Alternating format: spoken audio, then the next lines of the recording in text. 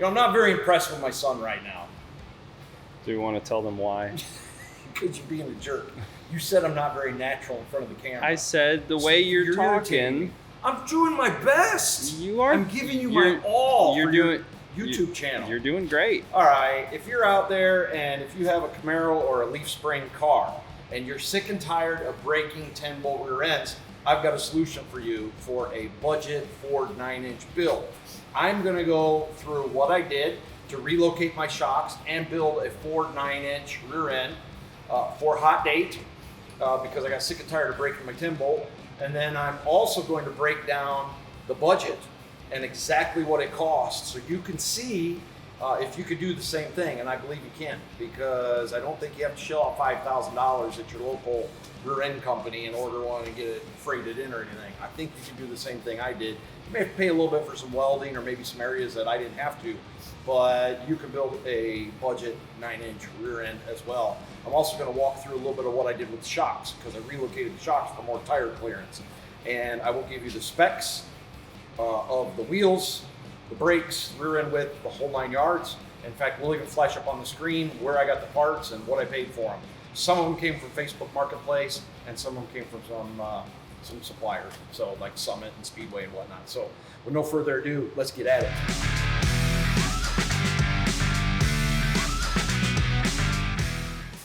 Oh, and if you like this kind of content, like and subscribe to DadRod Garage, and check out dadrodgarage.com, where we have some of the coolest gear.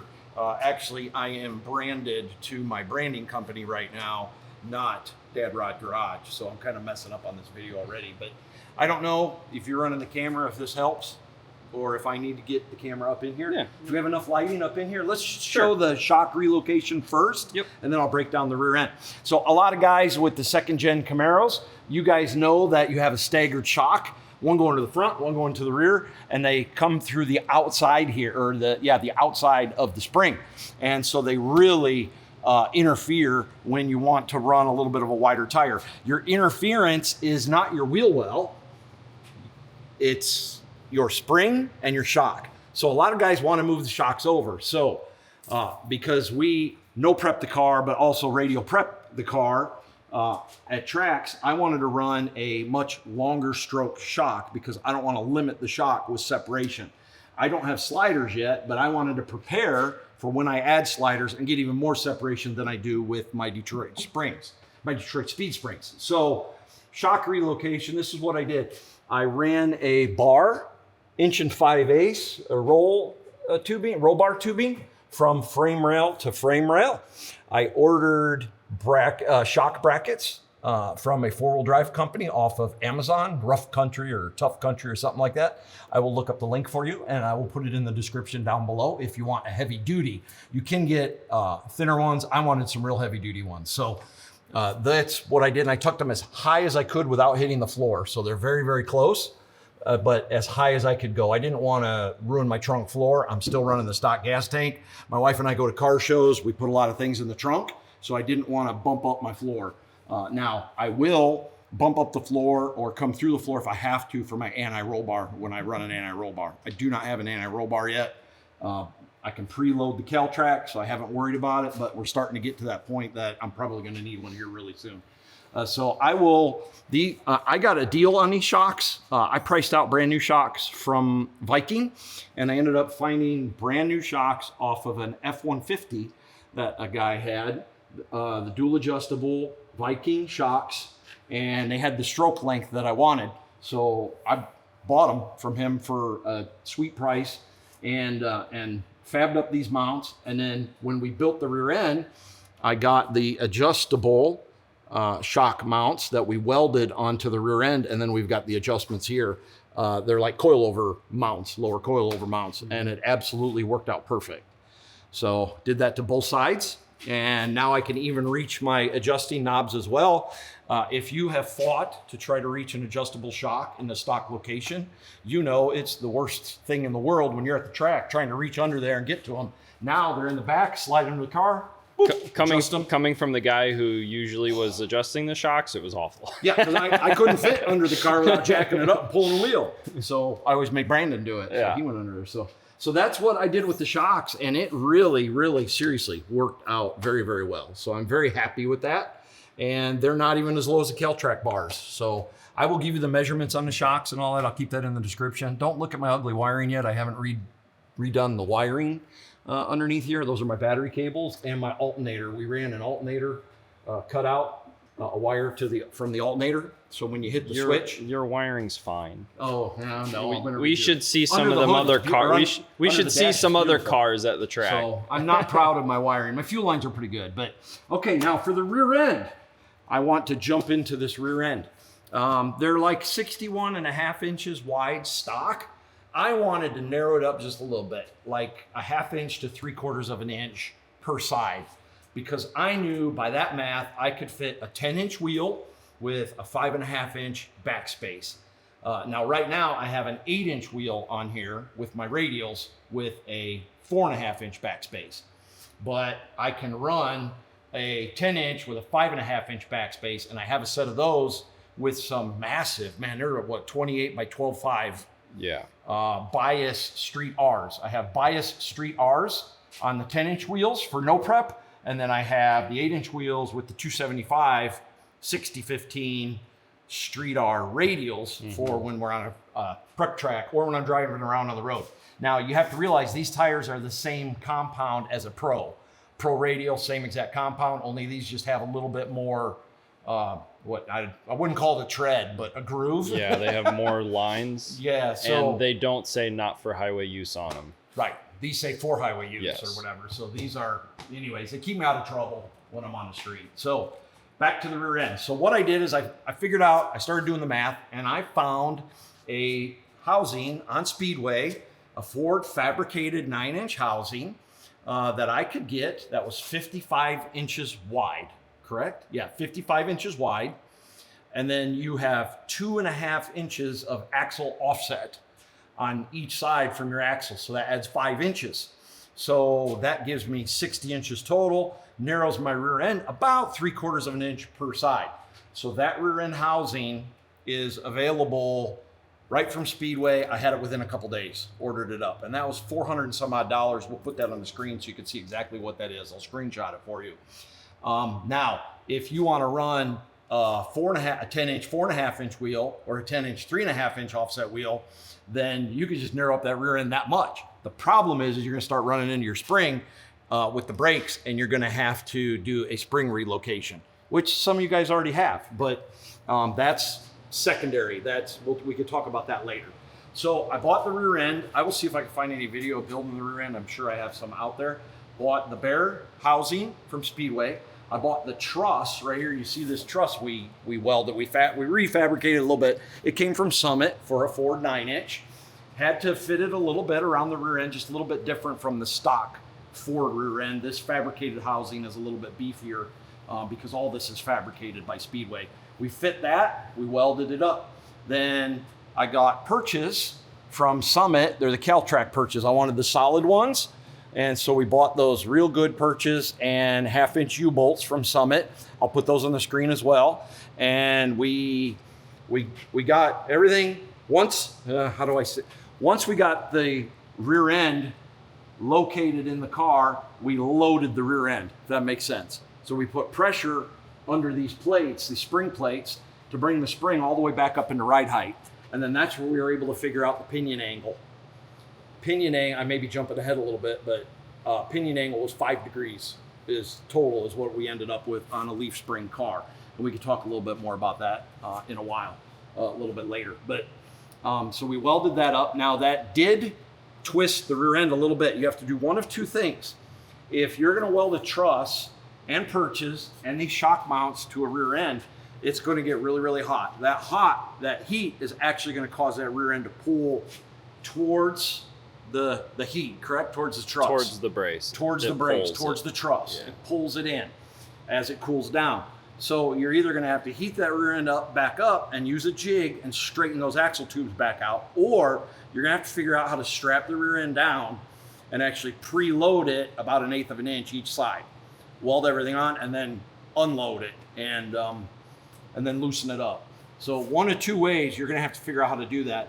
I really recommend having a jig. I did not have a jig, so we created a straight edge, and we used a straight edge to run off the face of the flange and measure the axle tubes off the face of the flange. I did have to actually heat the center section where the axle tubes go into the center section. We actually had to heat those up a little bit to bring those in. They pulled back just a tiny bit. How did we figure out the best way to heat that up? Well, I burned up a whole tank of torch gas. Yeah. I was getting it closer, like but it was going so slow. Yeah. I'd heat up the rear end, let it cool down. Heat up the rear end, let it cool down. And it was getting closer, but it wasn't quite there. Dan, our welder man, our TIG stig showed up, and he's like, "Hey, do you know how hot TIG is?" And he knows all the facts of that But anyways, nonsense. yeah. And so he came in with the TIG, and he re-welded. He just heated up these. He didn't even welds. weld it. He just used the TIG torch. Use the TIG torch to heat this up, repuddle it, heat it up, repuddle it, and we just kept straight edging it. And after a couple times, man, they Twice, just pulled. I think They just pulled in there perfect. Each Pulled in- side pulled in that 1/8 inch or whatever. Yeah, perfect. 1/16 of an inch, Yep. I think we had to So go. now but they're- that's from a little brake fluid leaking, so don't mind my paintwork. Now it's as probably about as straight as you can get it. Oh yeah, it's perfectly straight. So- I was freaking out a little bit because they weren't straight, and after we heated up a little bit, man, they're perfect. Yeah. I'm super happy with them. So that's what I did for the bare housing. So I had a housing with the trusses welded on. I put the shock mounts where I wanted them. The shock's just inside the frame rail. I ran a plumb line, figured out where those go, and then I cut the truss to sandwich those shock mounts. So we continued the truss through. Then we just notched it, folded it in so that we had room for the U-bolts. We set the pinion angle to 5 degrees, tack welded everything on place, whoop, pulled the housing back out and welded it all up. What else do I have here? The brakes. I wanted to go with Willwood brakes all the way around. I changed my master cylinder to a Willwood master cylinder. I put Willwood brakes on the front, all brand new. And I didn't want to drop like $1,200 for what they wanted for the Willwood brakes. So I just kept watching Marketplace and watching all my forum, Facebook groups and all that kind of stuff. And I finally found a set of, they're the older Willwood rear disc calipers and disc brakes, and they had the wrong offset on the rotor, but the brackets were right. So I just ordered them up, brought them in, put it all together, made sure it fit. And then I just had to go to Menards, and I bought a couple different sizes of small washers, and I just mic'd the washers and figured out what size washer I needed. I don't remember what it was, and I just shimmed that rotor hat off that roter, took the spacers out, and just shimmed it the amount that it Which needed. you have to do with and on nailed those it. old And calipers. Well, you have to do that with you have to shim your calipers, or you have to shim that rotor. And I had enough of a difference. I shimmed the rotor, and it's dead nuts on. I didn't even need caliper shims for my calipers. And my rear brakes are working excellent. So very happy. I paid $250 for a used set of rear Willwood brakes. So then I paid a couple dollars for some hoses, some nice hoses, and I bought some little tabs that I welded onto the housing so my brake lines could come off my T. I welded a little tab here to bolt it onto, and then I welded a tab there for the brake fitting to go through. And this is 3/16 line to a -3 adapter, -3 AN adapter, and then a -3 hose to the caliper. Yep. And it worked absolutely perfect. So, and I will link those things in the description for you. So then I got, the housing that I bought is a pinion center, not a, it's not, the housing isn't centered, the pinion's centered. So the housing's a little bit offset. So my pinion was centered up with my transmission. And we just did the measurements of the axles. I called Mosier. I was looking for 35 spline, but I found a 33 spline, brand new Mosier spool from a guy who races cars here locally. I went and I bought that for $110 from him, the spool. Then I called Mosier, gave him my measurements. Mosier sent me out custom cut axles, 33 spline, nice heavy duty axles, and the carrier, I didn't have a carrier. I wasn't sure what I should do. I started looking at Marketplace. I found a buddy. I kind of knew him through some other guys, but he was selling a carrier with a Daytona pinion support and a brand new 350 US gear, polished gear set. And he was selling that all brand, it was Curry center section. What do they call it? Nodular? I recognize it. Yeah, it has the N on it. I forget what that stands for. Nodular or something like that. Yeah. And so I went there and I gave him $500 for all that, and that came with the bearings, the spacers, everything. And so we got that. We assembled it. I had a buddy of mine assemble it and put it together. I had to get a new quick performance yoke. This is a little bit longer yoke. They have a standard and a long. This is the long yoke. So I got a 1350. What do they call it? Billet yoke, so that I don't break that. And we popped it all together, and it is absolutely perfect. So I'm very, very happy with it. Then I had a custom drive shaft made by my local drive shaft shop, and that was $400, $450, $450, I think, for solid 1350 joints, and that included a good turbo 400 yoke on it, balanced. So supposedly that handles 12, 13, 14, 1500 horse. So that's pretty much it, I think, of how I did the rear end. But I want to tell you guys, total in on this rear end, I have $2,200. $2,200, guys, because I did so much of this myself. When I paid $500 for the carrier, it came with a posi unit. I sold that posi unit for $250. So my carrier and gears and all that and ended up costing me $250. And I had $2,200 minus that, already deducting that $250. I got $2,200 in all this, not including the drive shaft. Then I sold the rear end out of the car. It was a 8.5 inch 10 bolt 342 gear rear end with a nice cover on it, and I sold that for over $1,000. So I got over $1,000 out of that rear end, and I have $2,200 in this. So I'm looking at out of pocket and all my labor right around $1,000. So I am super stoked to have this rear end that if you called any of these companies that build them, you're probably going to have $3,500 to $4,000 in them. And I'm $1,200 in this thing, all said and done. Yeah. So super happy because now we can begin to lean on it. So I haven't gotten it to the track and leaned on it yet. Wheelie time. We made a couple shakedown passes, and everything went pretty good except for one little tiny thing. I'm going to fix that, and then we're going back very, very soon. You'll get a video on that, and we're going to crank it up, see what she'll do.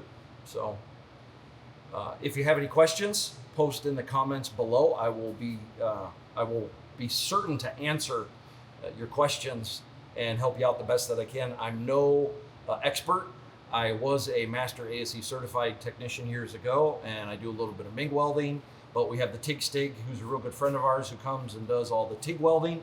So the MIG welding you see on the rear end, I did 90% of it. He did a little bit of it to help clean up what I didn't do real good on.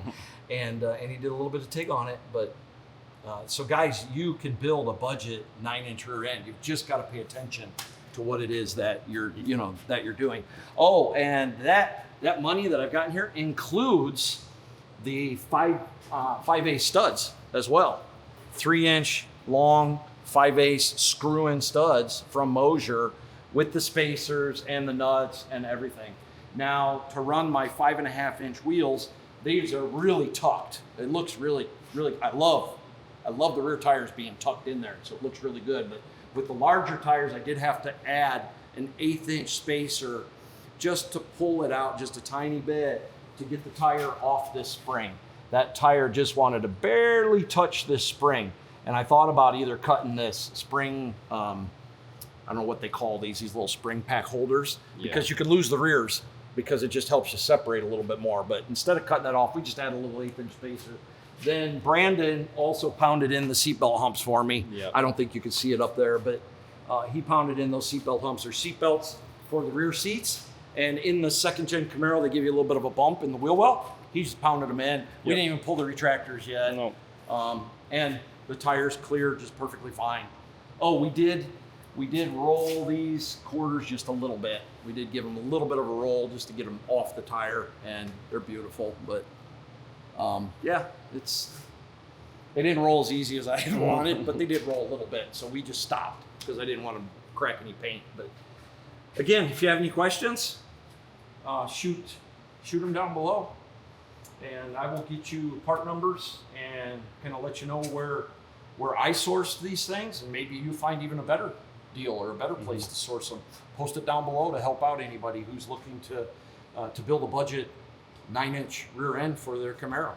I guess kind of this would be very similar for a Nova, all the years, leaf spring, or Camaros. The biggest thing gen. is just figuring out your measurements, really, for the axles and how wide you can go, and then figuring out your axle ends, you know, how much those add, the 2.5 inches or whatever on yours. There's 2 options in there. Yeah. I went the 2.5 inch. That seemed to be the most popular, the most common.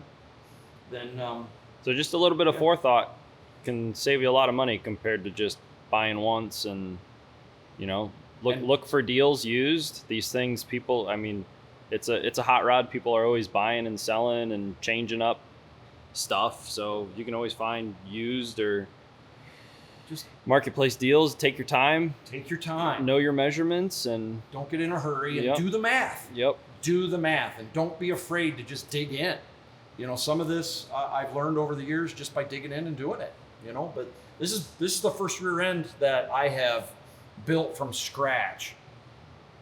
Other than setting up like limited slip or posies or spools in GM 12 bolts and 10 bolts. I had done quite a bit of that throughout the years, or C-clip eliminators. I hate C-clip eliminators. I hate putting a Ford part in my Camaro. Sorry guys, but what? This ain't a Ford part. well, it's Ford-ish. The housing ain't. It's all aftermarket. Yeah. But yeah, it is a Ford 9-inch, but they work. It is, but it's not. So, all right. I don't know what else to say other than any questions, ask, like, subscribe, hang out with us. I hope I didn't bore you. I hope it's a how-to that you enjoy, and we'll add some more information in if we need to after we start seeing some questions come in. We'll see you guys again real soon. With no further ado, I'm going to jump into the rear end with Hot Date. That did not sound right. I'm not jumping into anybody's rear end, but we're going to check out Hot Date's rear end. That didn't sound right either.